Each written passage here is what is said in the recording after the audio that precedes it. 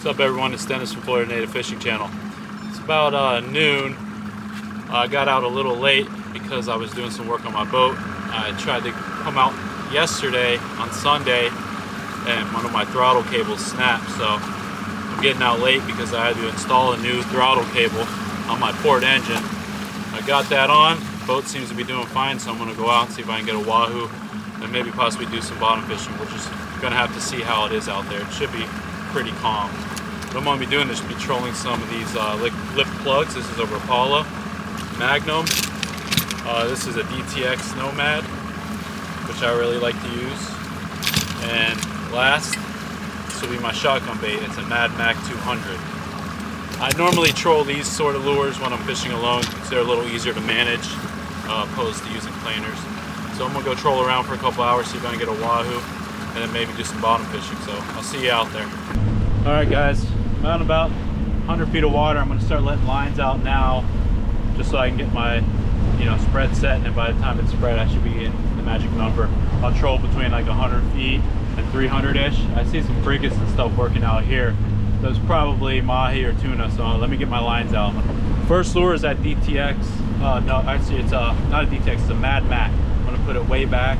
That's my shotgun bait. Then I'm going to let my medium-sized diver out about in between this Mad Mac and the boat, and then I'll put a deep diver real close to the boat. Next bait is this Rapala.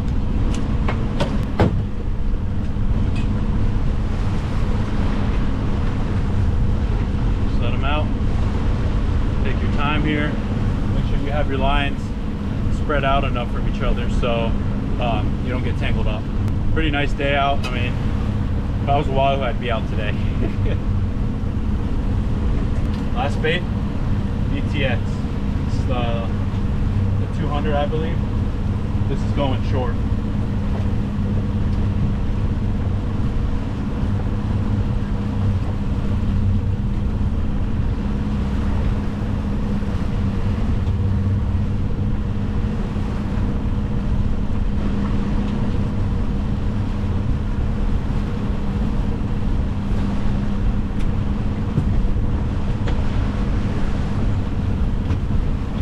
Alright guys, a little bit of a change of plans. I went trolling for a little bit, but conditions were not really ideal. The further I got out there, it got pretty nasty and rough. It's a little windy, so I came into here about 50 feet of water. It's rough out, so normally when it's rough, sometimes the mutton snapper will come in a little more shallow. I've caught plenty of mutton snapper here and at this particular spot, so water's a little dirty, so maybe they won't be skittish today. So I'm gonna drop the sardine down and see if I can at least catch a couple snapper. So I'll start filming and we'll see what happens. Alright, so I just set my boat. I dropped down on about 65 feet of water, looking to catch a mutton or two. I'm using about a 6 or 8 ounce lead. Not a very long leader because our drift is, we're barely drifting. So if you're barely drifting, you don't want a long leader because it'll get tangled up. I got a double stinger hook rig on because I'm using a larger bait, a large sardine. If I catch a fish, I'll show you the rig and I'll show you the fish, obviously. So been down on the bottom for maybe about a minute now, so my baits are still a little bit frozen, so hopefully something will eat them. So how we do this mutton fishing is, once our line hits the bottom, we normally just let our line spool out. Just let line come off your spool, kind of keep your weight where it's at so it's not knocking on the bottom. Mutton snapper can be a little shy of the weight and such, and that's why we use longer leaders as well. Every once in a while, you want to pick your weight up just to be sure you're not stuck in anything or stuck on the reef. And pick it up and then drop your rod tip back down and just spool your line out again. This one.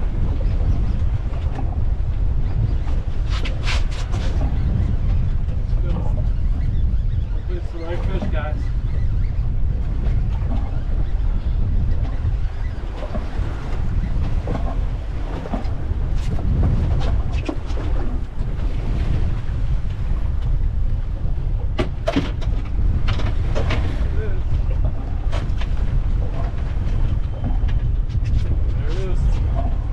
Snapper.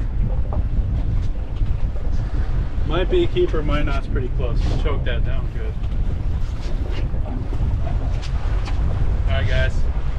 makes it just barely.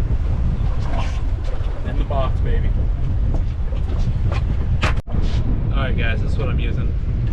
That little sardine here with this double circle hook rig. Just 2 small 5/0 hooks. I like it because I get a lot of short strikes, so I don't like to miss fish. So I hook one in the front to keep the mouth closed, and then put one on top through the back, like that. It's still pretty streamlined. So I just hooked up on a 18-inch mutton using that double hook rig I showed you, and he swallowed the whole thing, so no issue using that double hook. At least I don't notice any. But seem to be on some fish now, so hopefully I get another one here. I'm moved back on the spot, dropping the bait down now, so let's get hooked up. So what I do when I'm out here is, you know, I'll drive around on the reef and around the reef, and I try to find marks of fish and clumps of fish on my sounder. Once I figure out where the fish are kind of staging up, then I normally will go down current of the fish and drift back over them.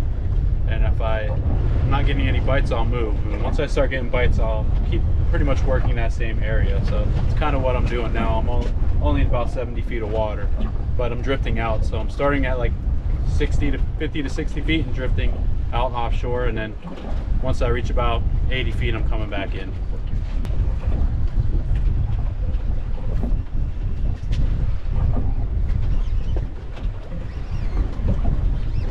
Better fish here.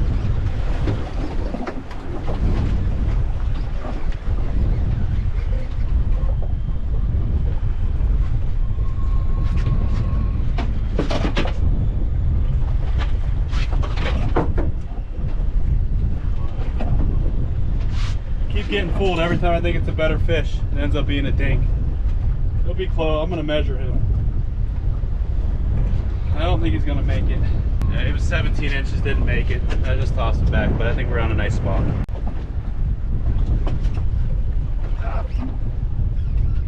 Big fish. Oh! It's still on.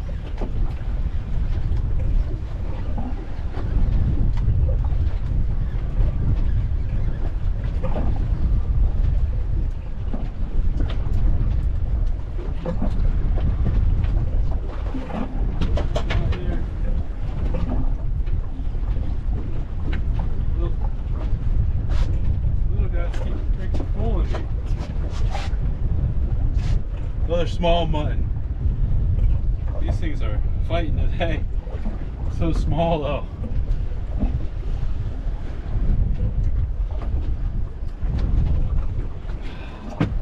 He was a bigger one. Not really. I'm not even measuring him. I thought he was going to be better. So weird, because that last fish felt like he was giant. I don't know if maybe another fish had my bait and let it go, and then he grabbed it, but that was really weird. So hopefully there's some bigger ones down there. I'm getting a lot of marks.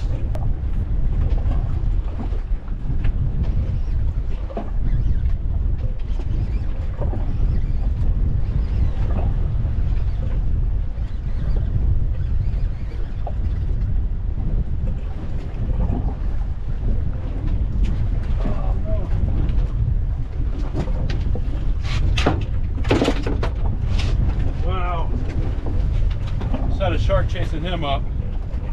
He might make it. Another mutton. But if you've ever fished South Florida, you know about the shark issue, and if you don't crank fast, you're not getting him to the boat. I cranked that fast and he still almost got me, so gotta be careful. It was a pretty big bull shark, about 6-7 footer, maybe bigger. So you gotta reel fast.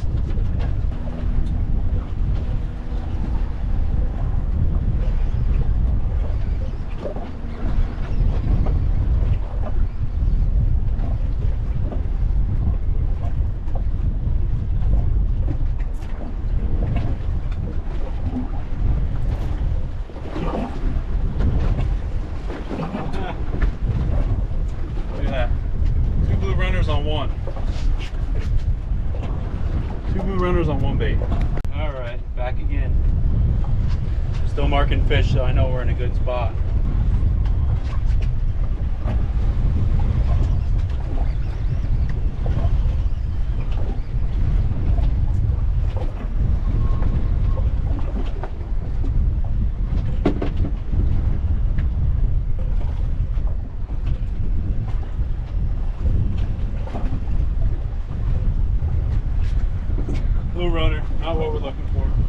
Fish are kind of biting today, which is nice, but the real nice thing is just being out here, not having to work today, just hanging out alone.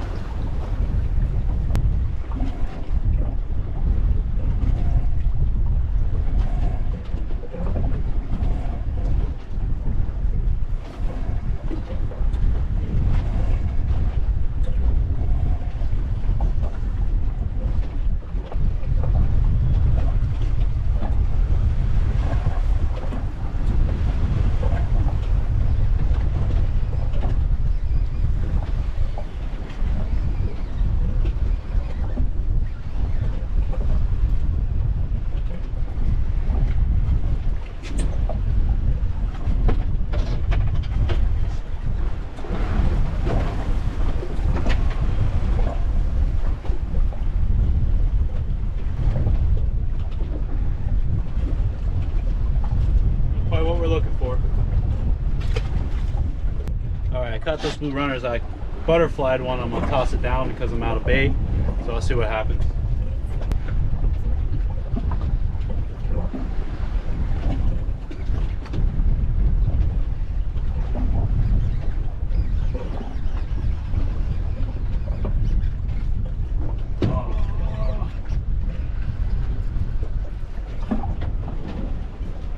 Shoot. Hey guys, I just had a big fish on. I think a shark got it, unfortunately. I almost had him to the boat. And there you go. That sucks. I just had a big snapper on and I got upgraded. And the shark took my fish. Story of fishing in South Florida. You gotta fight with the sharks. You gotta fish.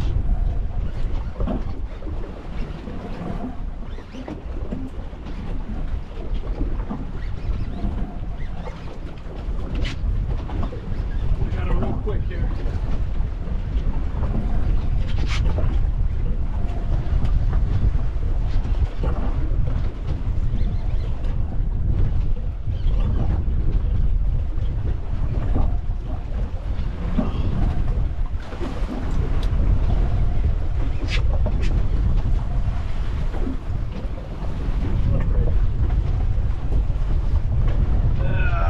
Let me get the short.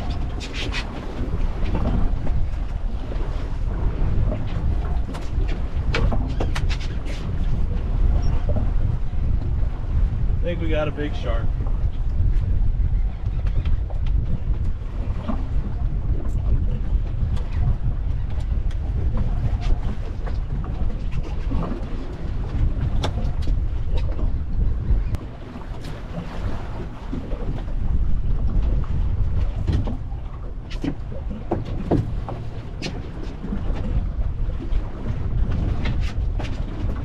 Probably a shark. Well guys, you know, I tried. I didn't really kill it today, but you know, I did catch maybe 5 or 6 mutton snapper. One of them was a keeper. Lost a couple of nice fish.